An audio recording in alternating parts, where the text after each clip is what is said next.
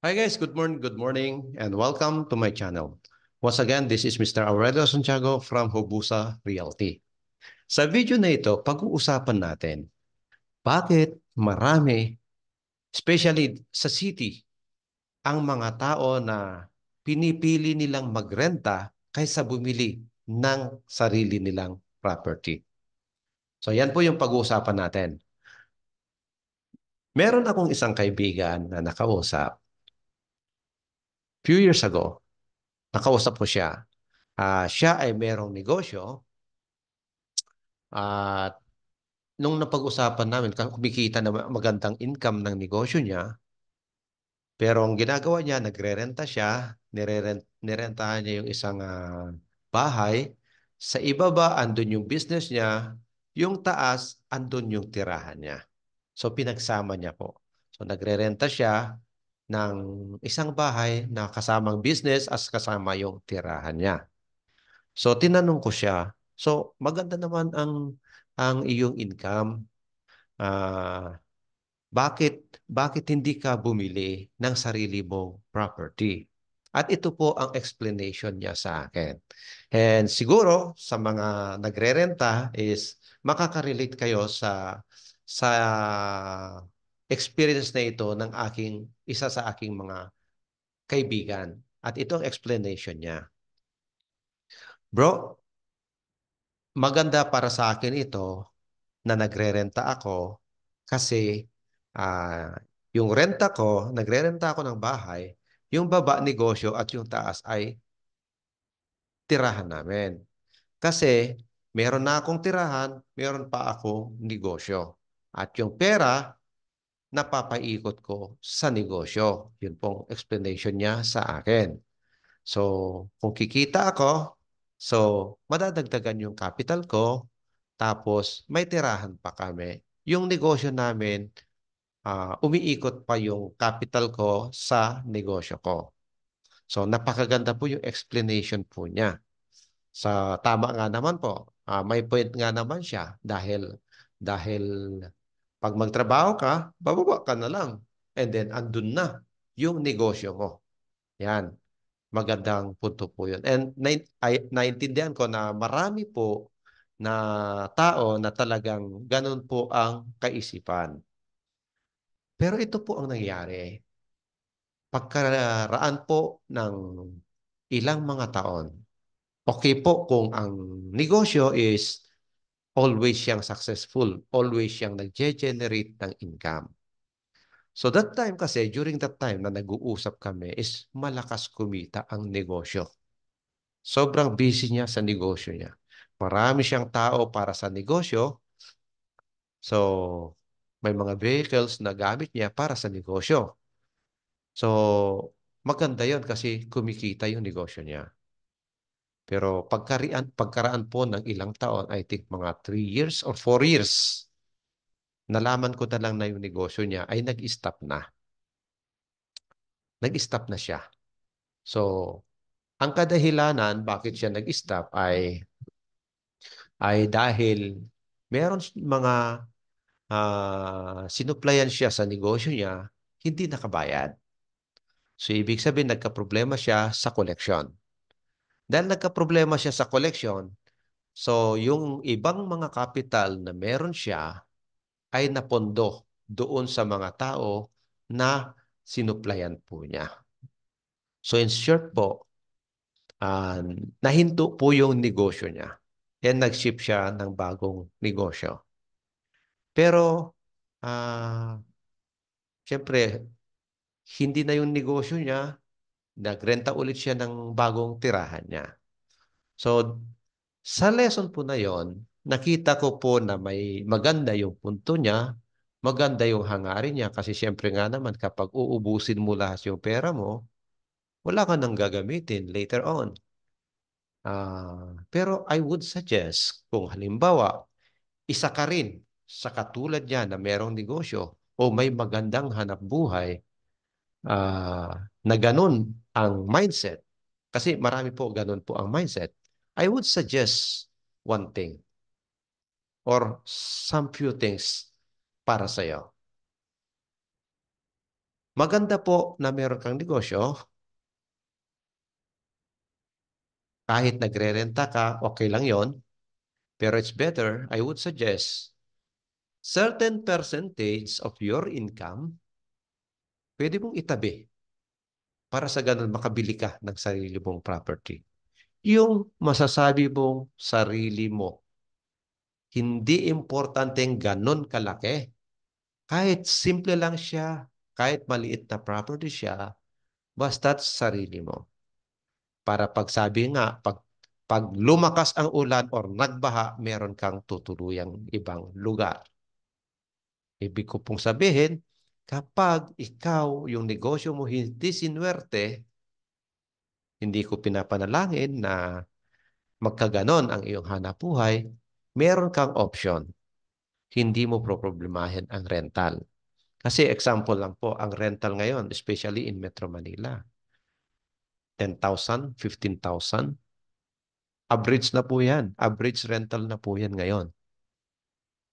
Dati no, nag-start kami as a family, nagre-renta kami isang apartment is nasa, I think, 7,000 pesos. Renta namin yun. Up and down yun. May dalawang bedroom siya. Pero I don't know ngayon kung makakakuha ka pa ng ganong amount o rental sa isang unit. Sa tingin ko, yung ganong unit sa ngayon is baka 12,000 na siya or 15,000 na siya sa time na ito. So, kung meron po kayong hanap buhay at nakaka-generate ng enough income, I would suggest pwede po kayong mag-save ng certain percentage of that income and then ilalagay nyo sa property. Para sa ganon, pwede nyo, later on, pwede nyo kasing matayuan yan and then lumipat kayo, nakasave kayo ng rental. Yan, nakasave kayo ng rental. Eh yung other space, pwede nyo pang gamitin sa ibang bagay kung up and down yung nirerentahan nyo para sa negosyo nyo. Ang kaibahan kasi kapag meron kang sariling bahay kaysa nagre-renta ka, hindi ka mag-iisip every month, meron kang babayaran sa rental. Though meron din akong pinaparentahan. Good thing yun para sa akin kasi every month may nare-receive ako. Kaya lang merong isang nagre-renta sa akin na kinausap ko siya, kinompronta ko siya kasi nirerentahan niya yung property ko tapos pinababayaan niya, hindi niya tinitirhan. Ah, kumbaga, sabi ko sayang naman yung property. Hindi mo napapakinabangan. Kahit man lang gawin mong garden yon, maraming benefits para sa iyo. And then, hindi yung doble yung rental mo. Nagrenta ka na nga sa akin, nagrenta ka pa sa iba, doble-doble. Do, siyempre, hindi ko alam ano yung kaisipan niya. Pero, sayang naman. Sayang yung property. Imagine mo, 240 square meter, nirentahan mo sa akin. Tambak mo lang, damo lang ang tumutubo sa kanya. At merong hindi mabait na kapitbahay, tinatapunan ng basura dahil di mo pinupuntahan. Mali. Kaya sa akin nanghihinayang ako sa part na yon. Kaya kayo po, if ever meron po kayong mga income, mag-save po kayo. Sabi ko nga po dun sa isang nagre-renta sa akin, if if someday kumita ka, lilipat ka sa ibang lugar dahil may sarili kang property, di sobrang saya ko. Sobrang saya ko dahil tumira ka sa property ko din paglipat mo may sarili ka ng bahay, may sarili ka ng lupa. That's very good and congratulations. So, ganun din po mga kaibigan. So, tignan nyo po yung mga aspeto ng mga nabahagi ko sa inyo na I hope na makatulong sa inyo. Na maaring baka nakita nyo is baka kayang-kaya nyo naman mag-save para magkaroon kayo ng sarili nyong property pero natatakot lang kayo. Kasi minsan pag bumili ka ng property, especially pag nag-bank loan ka, gumamit ka ng third party na institution para ma-avail mo o ma-acquire mo yung isang property. Siyempre, meron kang monthly hulog. And then, nagma-monthly hulog ka, and then yung ibang bagay na gusto mong bilhin, hindi mo nabibili. Which is normal yun. Pero, in the long run, pakikinabangan mo naman yon. Para sa iyo yun. Hindi ka na magrerenta, sarili mong property, may sarili kang titulo, may sarili kang proof of ownership mo sa property mo. And then, kung may mga anak ka at nakita nila na nag-save ka para magkaroon kayo ng sarili niyong tahanan, magiging proud po sila para sa iyo. Maraming salamat mga kaibigan sa panonood sa video na ito. And I hope na sana meron kahit konti man lamang, meron pong nadagdag na kaalaman para sa inyo. And then, kaibigan, kung meron kang comment regarding this topic at makita mo na makakatulong sa ibang mga kasamahan po natin na nanonood sa video na ito, comment mo naman po sa baba na ito upang sa ganun sila man ay makikita nila na ito pa pala yung additional things na kailangan ko makonsider. Ito pa pala yung bagay-bagay. Kasi minsan, totoo lang po, ang pag-invest po ng property minsan, very comfortable na po tayo dun sa very comfortable na po tayo dun sa pag-rental kasi di tayo mag-iisip ng maglalabas ng malaking amount ng pera. Magre-rental na lang tayo every month. Pero ang tanong, hanggang kailan? Hanggang kailan ka magre-renta? Ang anak mo, ngayon, maaring dalawa lang kayo mag-asawa ngayon, or maaring binata ka nga ngayon, paano pag nag-asawa ka na? Dalawa na kayo. Ngayon nagkaroon kayo ng isang anak. Tatlo na kayo. Nasundan pa ng nasundan yon. Nagkaroon ka ng 4 o 5 anak. Di 7 na kayo. Ang tanong, kasya pa ba kayo dun sa bahay na nirerentahan nyo? Kung bata pa yan, mga maliliit pa, siguro, ang sagot ay yes. Pero paano kung binata at dalaga na mga yan, medyo mahirapan na. And then may kanya-kanyang privacy na yan. So, I hope nakatulong tong video na ito. Sa akin lang naman po kaya po ako nag-share ng video na ito ay nais ko lang po i-share ang aking kaalaman at karanasan bilang isang real estate practitioner at bilang isang property owner din para makita nyo rin yung vision kung gaano kahalaga na magkaroon ng sarili nyong property. Maganda po mag-rental. Doon po kami nagsimula eh. Doon po kami nagsimula dahil wala rin po kaming pera sa simula bilang mag-asawa. Maniwala po kayo. Nag-start po kami sa bahay po namin na nirentahan 1 kwarto. 1 kwarto na walang bintana sa paligid. Oo. Parang sipin nyo, paano nangyari yun? Wala po siyang ventilation. Ang CR nasa baba, common ang CR. Para sa aming mag-asawa, nag-start po kami doon. Pero nag-start kami doon nag-stay kami doon siguro mga 2 or 3 months. Umalis na kami kasi hindi okay para sa amin. Walang ventilation yung bahay. Meron, no, hindi ko kasi napansin noon yung nirentahan ko yung property na yon, yung room na yon. Nakita ko kasi na meron siyang bintana. Meron siyang pinto, meron siyang bintana. Wala faucet, walang tubig doon. Nasa baba lahat yung mga tubig, mga gripo, nasa baba lahat, CR nasa baba lahat. Nasa second floor po 'yon. So pagpasok ko sa pinto, nakita ko merong bintana. Ang bali ko, hindi ko po binuksan yung bintana. Hindi ko binuksan yung bintana.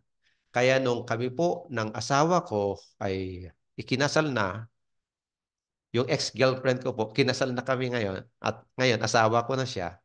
So, nangyari po doon ay joke lang po, baka magali siya, sinabi kong ex. Siyempre ex na yun kasi misis ko na siya ngayon eh. So, yun po. Pagbukas namin yung pintana, nung umuwi kami doon, meron tao nagsasabi, ops, ops, ops, ops, may tao dito. Sabi sa amin, yun pala, kasi po yun, yung pagbukas namin ng bintana na ganon, parking po yun eh. Katapat po siya ng parking. Ginawa po palang kwarto ng owner para siguro magamit nila yung space ng ibabaw ng parking. Sayang naman, maparentahan. Ginawa nila. Ang problema, kami na nagrenta dun sa room na yon, wala kaming ventilation kasi hindi po namin mabuksan. Mahirap, mainit. Walang ventilation, ang hirap. So, and then dun sa baba, dahil common ang aming CR, yung pagligo, antayan. Pag matapos ang isa, pag nauna ka, swerte mo. Pag late ka, sorry ka. So, naranasan po namin ang ganong bagay. So binabahagi ko po ngayon yung real estate knowledge ko ngayon dito dahil ako po real estate practitioner ngayon nabalikan ko yung mga karanasan na yon at sabi ko grabe yung karanasan na yon. Sana hindi maranasan ng ibang tao yung naranasan ko na ganon na pagbukas mo pinto lang and then nagsisirculate lang yung hangin ng electric fan sa loob kasi wala kang bintana. Sobrang mahirap, mainit. Kailangan pag andun ka, simula pa lang pagpasok mo hanggang sa paglabas mo, dapat umaandar na yung electric fan. And then doon na rin kami kumakain. May maliit kaming table. Doon na rin kumakain sa lapag. Pagka doon na rin kami matutulog. So lahat ng gamit andun sa maliit na kwarto. Yan po yung karanasan namin noon bilang isang nagre-renta. And then, nung ako po ay nag-work na, nag-abroad din po ako, then lumipat kami sa apartment. Medyo naging okay naman. Nag-rent pa rin kami. Then after a year, I, yes, after a year, nagkuhan naman po kami. Ah, nakabili kami ng lote. And then after another year, itinayo namin yung bahay namin. So step by step, hindi po siya biglaan ang pagbili at pagpatayo ng sariling bahay, hindi po siya biglaan na makukuha mo sa isang iglap. Ayun na, may bahay, may lote ka na, may bahay ka na. Kasi ang pag-ipon po ay hindi po siya ganun kadali. So minsan kailangan mo ng third-party institution para tutulong sa'yo para mabili mo yung property or may tayo mo yung bahay. So, maraming salamat po mga kaibigan sa panonood at pakikinig sa video na ito. And I hope na meron akong na-share kahit konti man lamang. And I wish you all the best na sana po maging maayos din yung life po ninyo.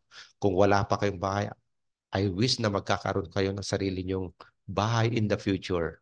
At kung meron nasa maliit kayong room ngayon na kagaya namin nun, I wish na next time na paglipat nyo, apartment na yung titira nyo, mas maluwag na. And then after sa apartment, magkaroon na rin kayo ng sarili nyong bahay. Maraming salamat at hanggang dito na lang and bye-bye.